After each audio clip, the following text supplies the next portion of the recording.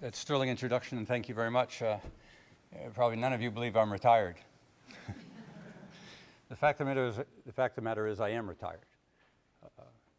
And I am concerned. And hopefully that my concern echoes a concern that you have, which has drawn you to this session today on ethics and technology, who to trust. My concern is that in some respect we're too busy to care anymore. Change is endemic from almost every quarter. But you do environmental scanning and look at the socio-demographics that we face, and we hear about the baby boomers. We look at multiculturalism. We hear about a global economy where decisions being made in business today in one portion of the world are affected by decisions being made on the other half of the world. Commodity prices changing dramatically, affecting our businesses.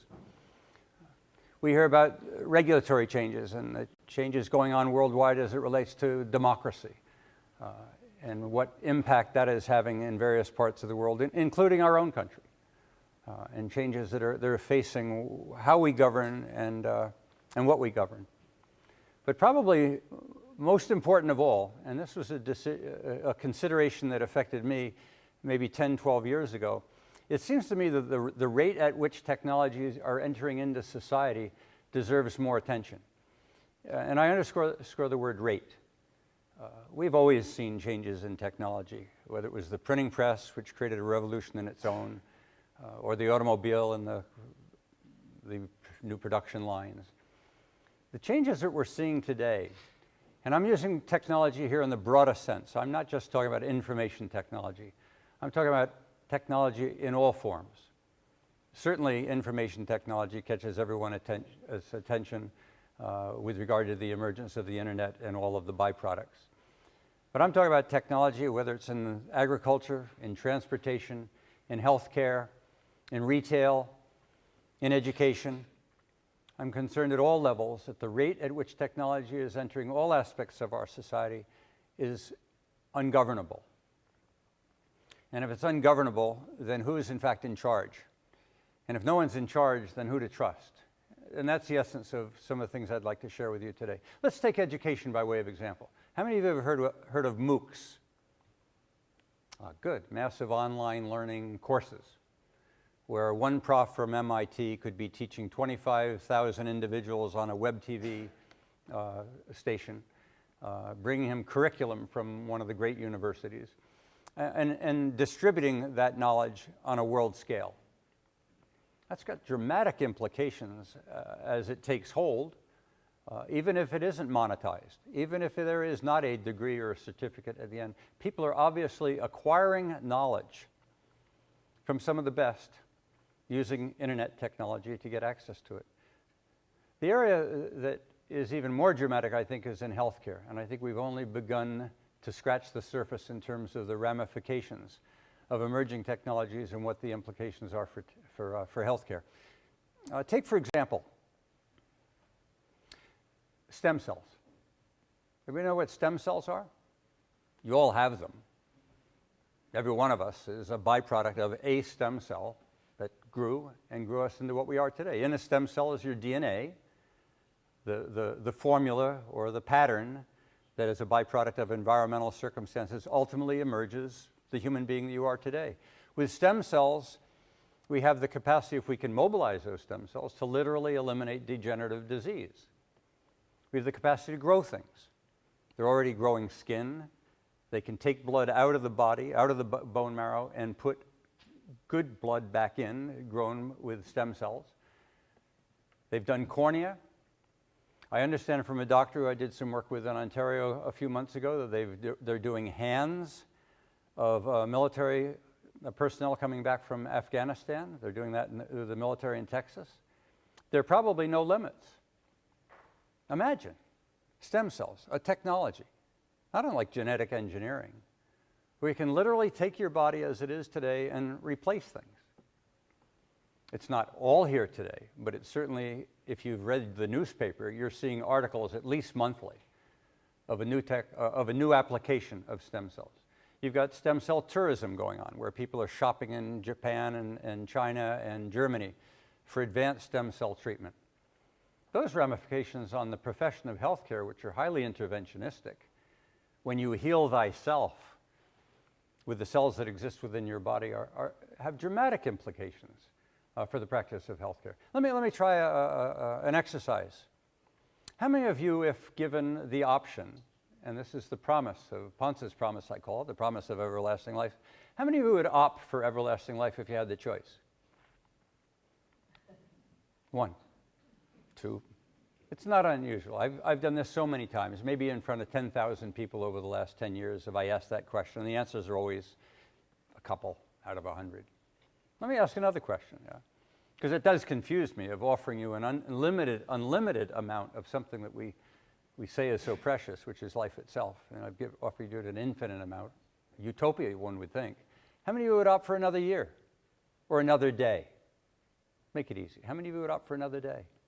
Many more hands. Now that's surprising. So I give you a limited amount of something, 1, and I get a very popular response, but I offer an infinite amount and I get no response. So it leaves me confused as to what the meaning of life is. Why I wouldn't want an infinite amount of something so grand, but I'll take 1. How many years would you choose if you had the option? You know what the answer typically is?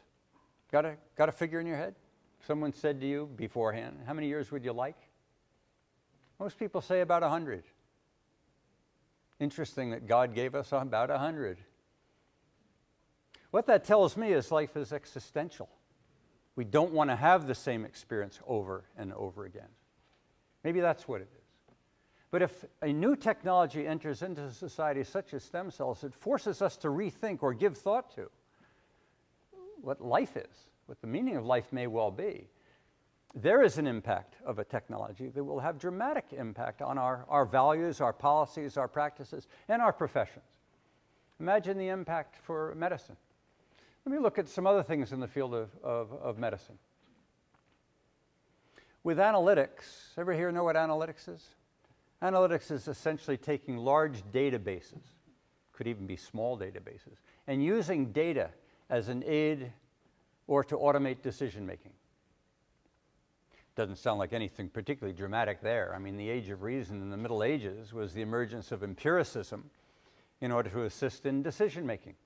Rather than Aristotelian logic and debate, we were going to use empiricism, data, experience, experiments. But here we are entering into this century, and all of a sudden we have a revolution emerging that we're going to use data for decision making. Well, so be it. I'm not quite sure what we have been using up to this point, but it's apparent that we haven't been using the data that we had or the data that we have. And so here we are today entering into a period of time with a new technology called analytics, which is simply the capacity to look at large data sets and derive meaning from those data. Health data. Let's take a health data. Most health data today is private. It's personal. Government plays a major role in protecting us from abuses that might occur if someone had access to your personal records. But at the same time, because we can't get access to that data, we may be violating or missing or not knowing that some treatments may not be working or may not be working well. What do we expect to find in these large data sets that could be of interest to medicine? Well, certainly to better understand what interventions are working and what aren't. But there are evaluative data in those technologies as well that might relate to the practice of individual physicians. There's also data that tell us a very interesting phenomenon that I was made aware of some 15 or 20 years ago as a consultant, and it was about readmission to hospital. I didn't know whether this data was real. Someone had presented it to me. I wasn't sure I trusted him because he may have had ulterior motives in that I was consulting to his employer, and he wasn't sure he wanted to share this data with him. And that data was data that took a look at the reasons for readmission to hospitals, or admission in the first place. One was automobile accidents, one was accidents in general, one was pharmaceutical errors, and one was medical errors. The one that was rising the fastest was pharmaceutical errors, and next was medical errors. Seatbelt legislation pretty well had reduced dramatically admission as a product of automobile accidents, and accidents in general in Canada were higher than elsewhere, but were not rising. That was telling us that the code of medicine, was thou shalt do no harm, appeared to be violated. In fact, if the primary reason for admission or readmission was some have called it a therapeutic misadventure or a pharmaceutical error, maybe a byproduct of high-tech medicine, maybe a byproduct of complexities of new pharmacologies. But that data was verified last year when Deloitte was asked to do the introductory presentation for a conference that I was organizing through the Alberta Council of Technologies, and they validated from large data sets that the primary reason for readmission to a hospital had to do with an error or an uncertainty. Well, what does that say to the trust that we've placed and the exclusive rights of practice that we've granted to a profession, when in fact the primary reason for usage of one of their tools is a mistake or an error or an uncertainty? That was validated again last week at a conference on analytics, big data in the cloud by IBM. At the same time, as we come to understand the power of data converted into knowledge and being made available at the speed of light to everyone, IBM is concerned. They don't want to push away the medical profession. They don't want to bury it. They don't want to be highly critical of it. They want to work with them for a motive that you may or may not appreciate that relates to supply and demand, how much supply we have, where the demands are, may even someday relate to who can pay and who can't. But what IBM has been studying is how do we use this data in a way so that it isn't offensive? I mean, what I gave to you for a few minutes there, with a little bit of tongue-in-cheek, although it's real, can be considered, or could be considered by many offensive, because just the understanding of it may undermine trust. And if a profession has that exclusive rights of practice granted by the state because they have promised that thou shalt do no harm, you really don't want to go around proclaiming that they are doing harm. Somebody's going to get upset. So what IBM has been wrestling with is how to bring that data to the doctor so it reduces his error rate. And if you confront him with it, he may run away. We all know someone gives you a traffic ticket, you avoid that intersection, or you slow down in future at that intersection, but you don't necessarily stop driving fast. We know that to give someone a traffic ticket doesn't eliminate speeding. We know that punishing results in avoidance of that behavior, but not necessarily, it suppresses it, but doesn't necessarily disappear. So how do you actually help the doctor in his intervention with the client when you have that data? Well, what they've been doing is bringing that data onto reports so the doctor actually has access to more than his knowledge and more than his experience and more than his records, that on the report and the diagnostics is a section which is, have you given thought to? And what Watson, which is what they've called their tool, what Watson has done is he's looked at all the literature and all the diagnoses that look at all similar and ask the doctor to give thought to some additional information as an aid for his decision making. So it's not replacing him, it's working with him. And this is a technique in order to retain the trust, but in order to give him a handle on something he never had before, and not at this level anyway, which is data. This is not unique to medicine. Engineering's facing the same thing. I understand from Stantec Engineering that there are some areas of engineering that are literally disappearing because of emerging and new technologies. The world of transportation. Your pilot says, hope you had a good flight, and tells you when he's going to leave, and that's about it. I mean, the pilot does very little in the cockpit anymore. We know that drones are out there being managed from thousands of miles away as military technologies. We've seen in sports. How many of you saw Moneyball?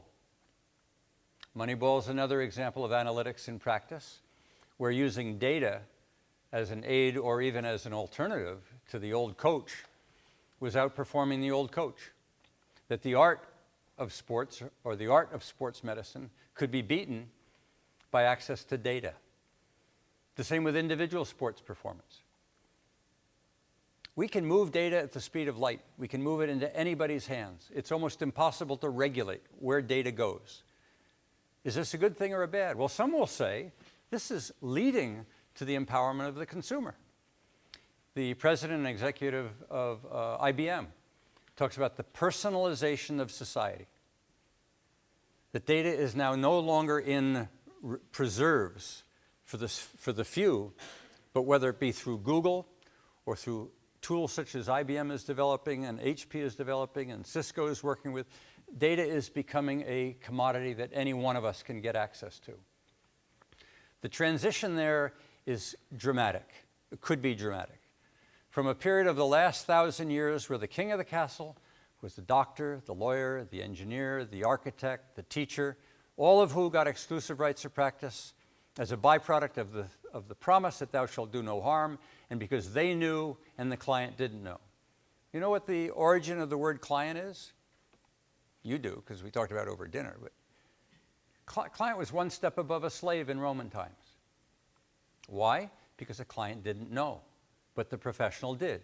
And that relationship has sustained and built phenomenal progress, I think, in our Western society principally, because we've allowed information into society, but always through the professions that promise that thou shalt do no harm. But now, the client has access to data. The client is becoming a consumer. The client can shop. The client walks into an office, and rather than taking his medicine and going home, he starts a relationship, or she does. They have an education. They may have done some homework on internet. They may have conferred with the network. They may have looked around, and they may go into the office feeling that they're informed, and they want a dialogue. They want to better understand, and they want to know how to participate, and they want to make a decision. They want to be part of the decision-making process instead of a victim of the decision-making process. Medicine is changing from being a knowledge-based profession to one that it always was, with a strong relational component. That's very different. And the medical profession is under extraordinary pressure. The pressure from the taxpayer. More units of service, faster, fewer errors, treat more people, handle the privatization, public issues. Medicine's under tremendous pressure. Well, that void, or that vortex of energy, is just a huge invitation for technology to arrive. And technology is arriving, and it's moving the power across to other professions, but it's also moving it down to the consumer. In order to validate whether or not this is correct, I did some asking around of various medical schools in Canada on whether or not the criteria for admission to medical school was solely the brightest, the most intelligent. And increasingly, there's apparently a selection criteria tool that's been developed at McMaster that's been adopted by numerous medical schools in Canada that look at relational skills as well. No surprise that if medicine is moving from simply I know and you don't to one where we have a problem that we will work together, that's that using data as an aid for decision making. But as I said earlier, data can also be used to automate decision making. So let's take it to that next level.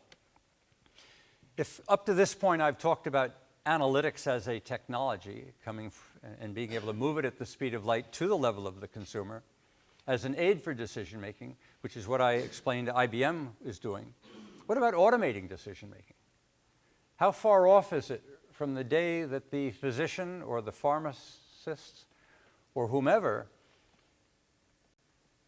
is not even trusted as much as the machine itself? That the machine makes no errors or makes very few errors and learns.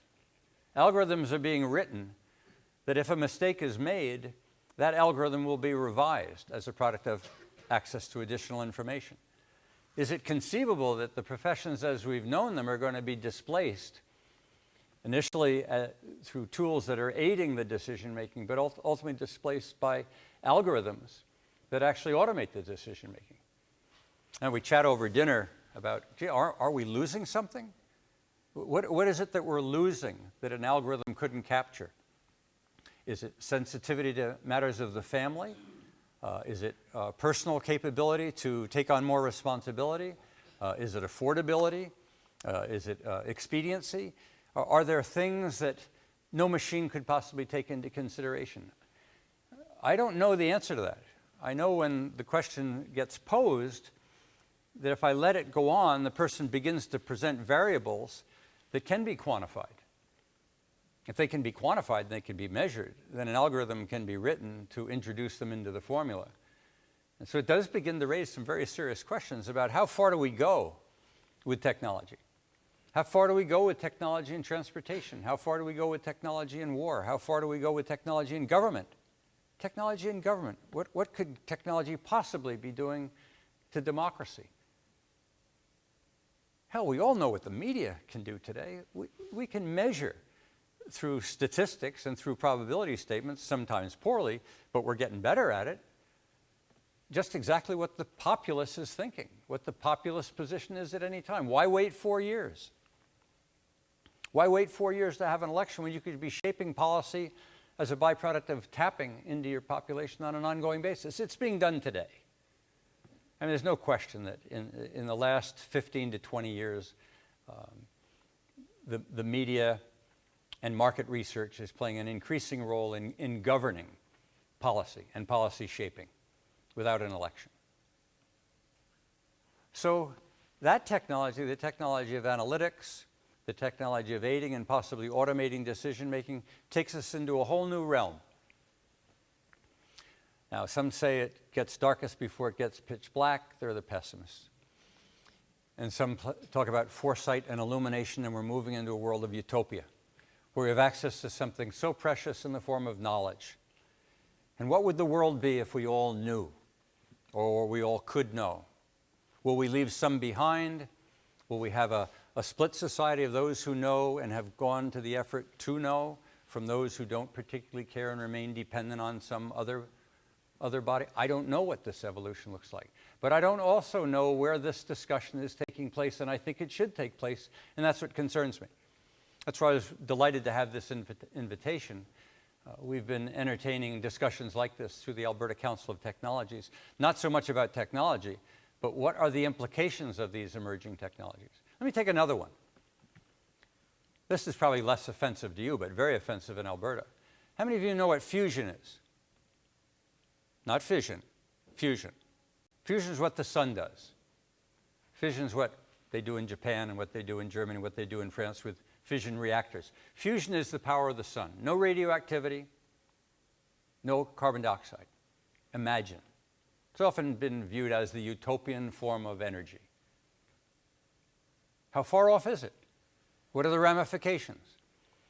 Well, through the Alberta Council of Technologies, we formed the Canada-Alberta Fusion Energy Program, which is essentially a monitoring program to better understand the status of fusion energy and what the socioeconomic ramifications of fusion might be to Alberta, or to Canada for that matter. And what we found out is that there had been a lot of promising and over-promising, and depending upon whose door we were knocking on in the political world, if they'd heard about fusion, you know doggone well there was resistance. They didn't want to hear. Here comes more snake oil, more over-promising and under-delivering. But as we went out into the world, and as we discovered in Livermore, California, in particular, that fusion is imminent. Now, what is imminent? Is imminent 6 weeks, 6 months, 6 years? Imminent is probably within this decade, and some say within 3 years. The way they're achieving fusion, inertial fusion, as they're experimenting with it in Livermore, California, is they take laser beams, and they aim laser beams to something as big as the tip of your finger, in which is deuterium and tritium, which is derived from seawater. There's an 11 billion year supply of seawater, of deuterium and tritium. And these laser beams, for a billionth of a second, will create 1 trillion volts. The belief is with the compression, they'll get ignition.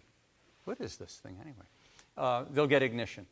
With that ignition, they repeat it like you do the cylinder of a car, by repeatedly firing the laser beams in to the deuterium and tritium, replacing that pellet, and you get energy, large quantities of heat, in a dome about the size of this room.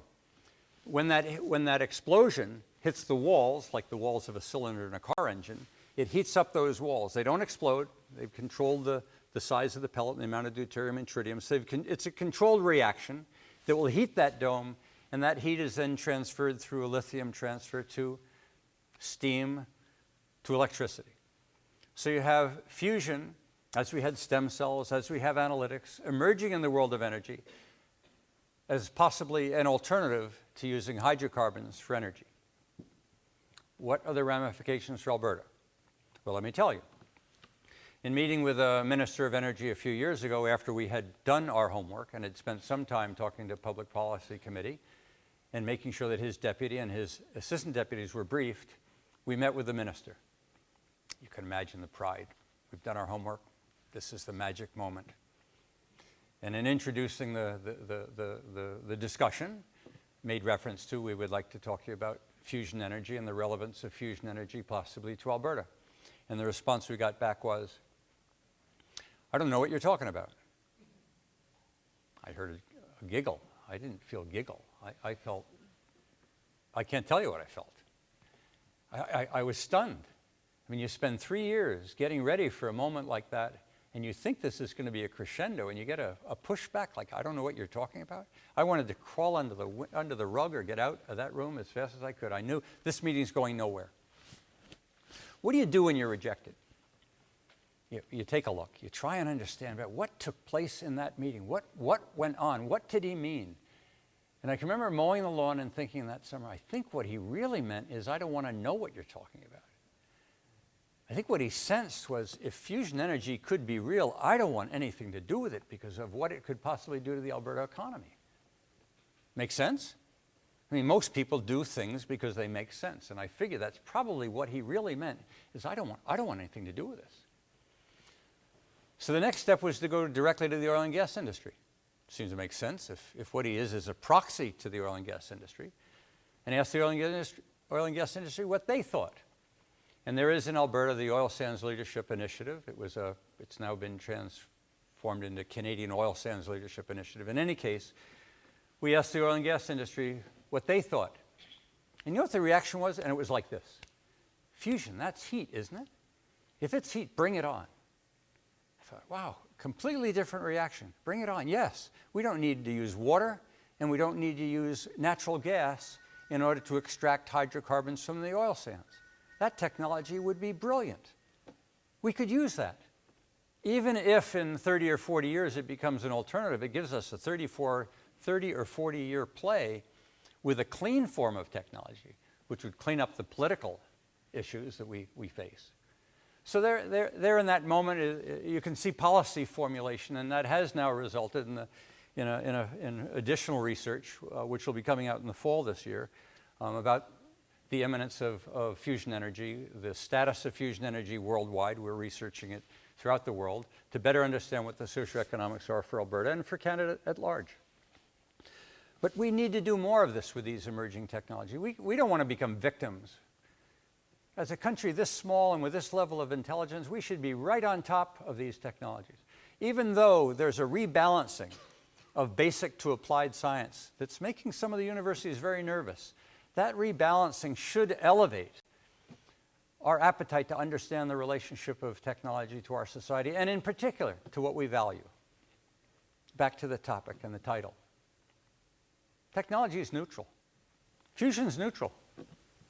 Analytics is neutral. Stem cells are neutral. It's in whose hands?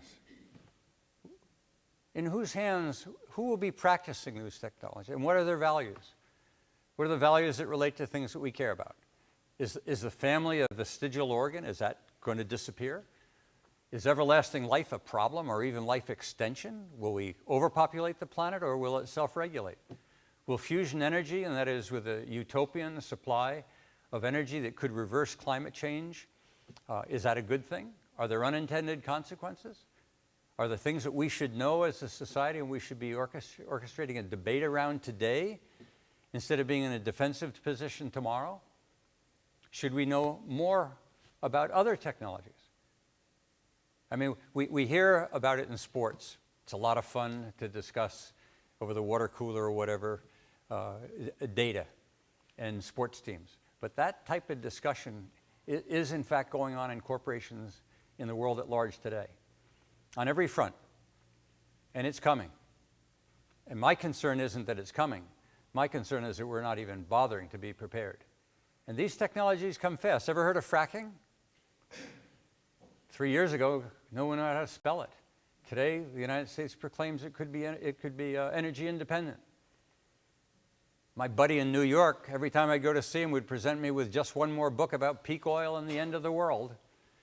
And 3 years later, he's got a surplus supply and he's becoming an exporter. These technologies arrive very quickly. And with internet and the capacity to move information at the rate that we can move it today, they can penetrate and affect societies quickly.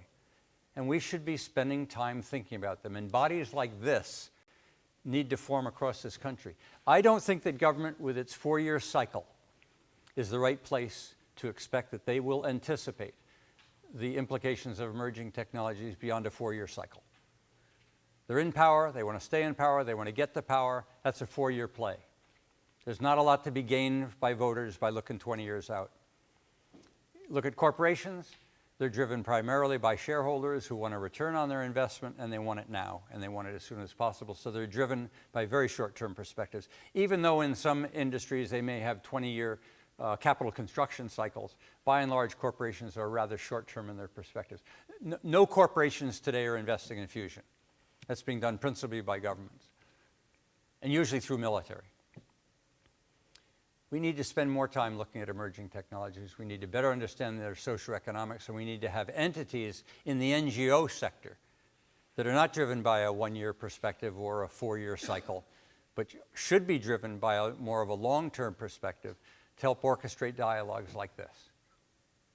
Now, the fact that this is a pretty good audience. I mean, we do through the Alberta Council of Technologies, we'll choose a new theme each year.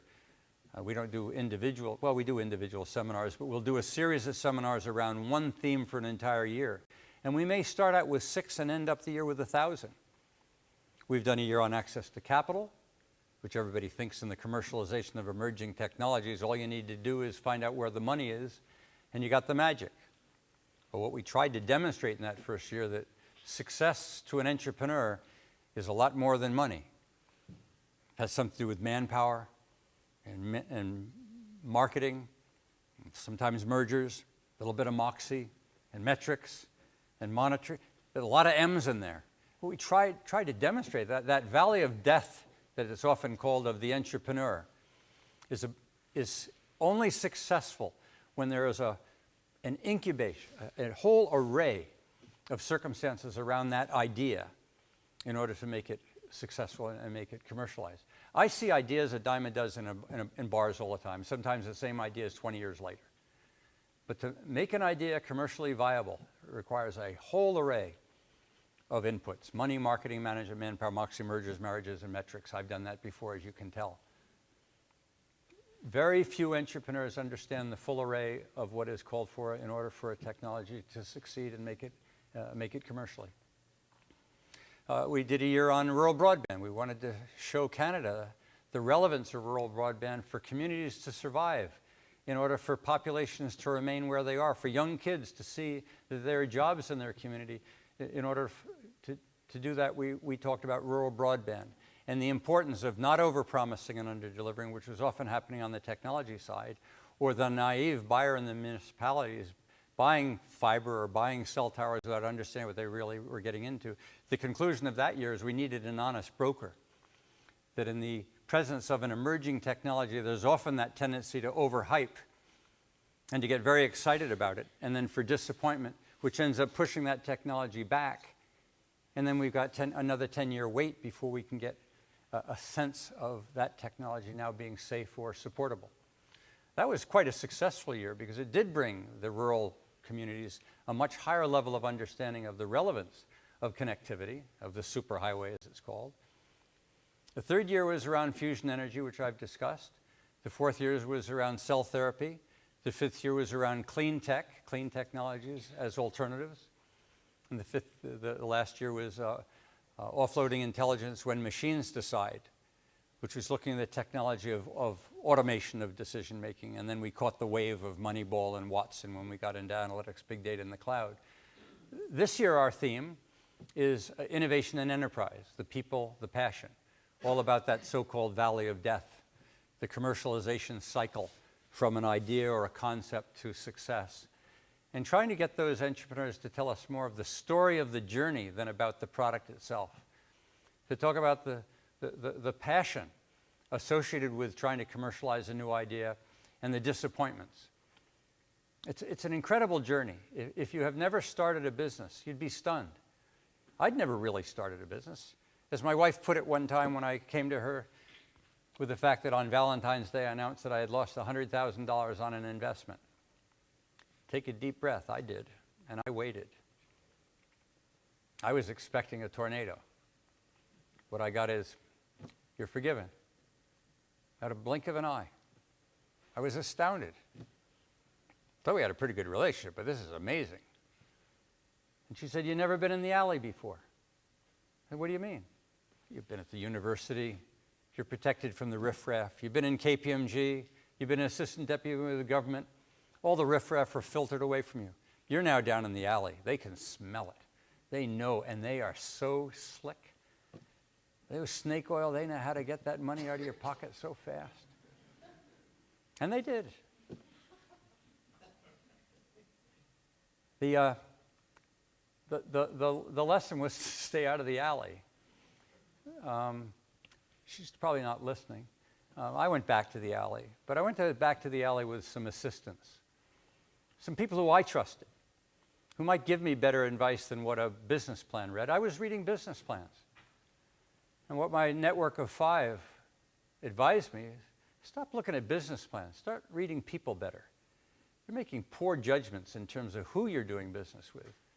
Business ideas look fine, but the people are either very inexperienced, in which case they're unpredictable in moments of stress. I mean, you don't want to go to battle with someone who has no experience and whose reaction to a disappointment is unpredictable. You also may well you also appear to have chosen some pretty slick individuals who know exactly how to get that money out of your pocket. You've got to make a better judgment on people. That group of 5, it's interesting. Because I trusted them, and they obviously trusted some others, and by the time we had a second meeting to look at some additional business ventures, new technologies, there weren't 5 anymore, there were 10. I got away with water and crackers at the first meeting, but I couldn't get away with water and crackers at the second, so now it's Coca-Cola and wraps. And by the third meeting, there's 15, and they want to go to the country club for dinner, and I'm going broke. But I asked the key question at that moment. I said to them, did my business advisory turn into a business network? In other words, did you meet someone who you want to meet again? Yeah, dummy, that happened last meeting. And that group is now 11,000. Now, there's obviously a few stories between 5, 10, 15, and 11,000. And the story is, what I realized when someone said to me, what are you doing? When the numbers were up around 100 for the dinner, we did something like this. We brought 3 early-stage startups into the room that were looking at a new technology. We had them present that to the room, giving them, I think it was 9 minutes max. Told them to tell us a little bit about the journey, but they never would. They'd always tell you about their product and use it as a sales opportunity. But I would tell them, someone in this room has something for you that you don't know about. Money, marketing, management, manpower, any one of those M's. Everybody came away getting something out of those sessions. A fellow named Wayne Karpoff asked me in one of those meetings, he said, what are you doing? I hadn't given it, I think, a great deal of thought. I said, I'm just having a party, bringing people together with a common interest in the commercialization of emerging technologies and seeing where it goes from there. I figure that's value in itself. But then I looked at the room a second time, and I thought, you know what I think I'm really doing? I'm building trust. These people want to do business. They've expressed an interest in the commercialization of technology, commercialization business, emerging technology, something that isn't here yet, not something you go to the Chamber of Commerce for. They have no place to go to have a dialogue about emerging technologies. And what I'm doing is building trust among people who didn't know one another before. And now that they know one another, they may do business, because you never do business like that. You do business like that. You start business out with a relationship. Unless you're in a monopoly, unless you're fed from the top, and then you argue to get your money. You get it through logic or you get it through demonstrations. Those who need to get it from a market start out building relationships first.